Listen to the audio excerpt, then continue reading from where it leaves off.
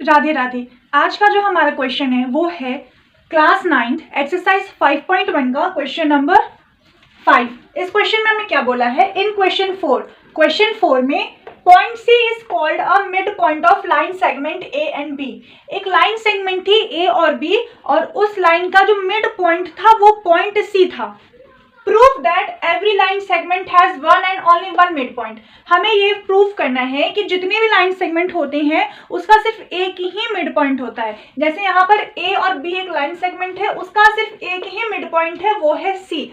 तो उसको हम प्रूव करेंगे यहाँ पर। तो यहाँ पे मैं लिख रही हूँ सॉल्यूशन, ठीक है। अब हम सपोज करते हैं कि ए और बी लाइन सेगमेंट के बीच में भी पॉइंट सी है, तो हम एक और पॉइंट लेट करते हैं, पॉइंट डी, ठीक, इस जगह पर। तो यहां पे हम क्या लिखेंगे, लेट एज्यूम पॉइंट डी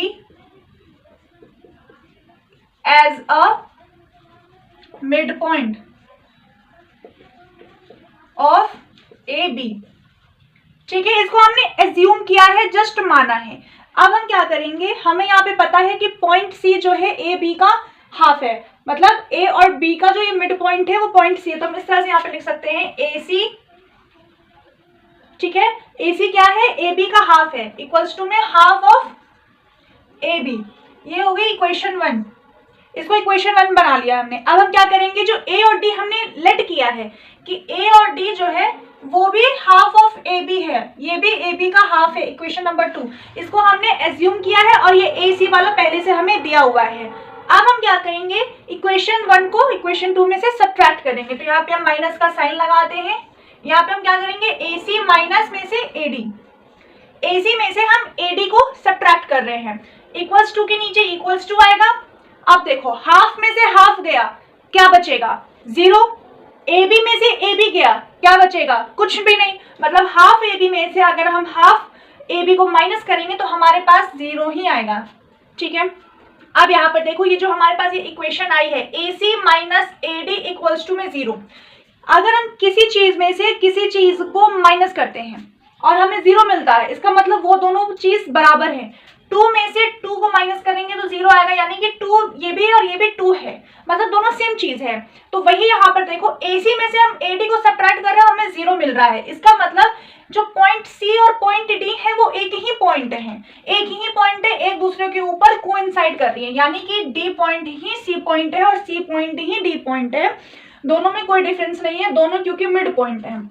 इससे हमें ये प्रूव होता है कि एक ही लाइन सेगमेंट का एक ही मिड पॉइंट होता है, क्योंकि पॉइंट सी और पॉइंट डी एक दूसरे के ऊपर कोइंसाइड कर रहे हैं, क्योंकि दोनों को एक दूसरे से सब्ट्रैक्ट करने पे हमें 0 मिल रहा है। यहाँ पे लिखेंगे hence every line segment has one and only one midpoint, ठीक है। हेंस क्योंकि हमको ये प्रूफ करना था कि हर एक लाइन सेगमेंट का एक ही मिड पॉइंट होता है, वही हमने यहाँ पे प्रूफ किया है। C and D कोइंसाइड, ठीक है। तो इसको हमने यहाँ पे प्रूफ कर लिया है। अगर आपको कोई भी डाउट हो तो आप कमेंट सेक्शन में पूछना, मैं उसका आंसर दूंगी, आप इसे नोट डाउन कर लो।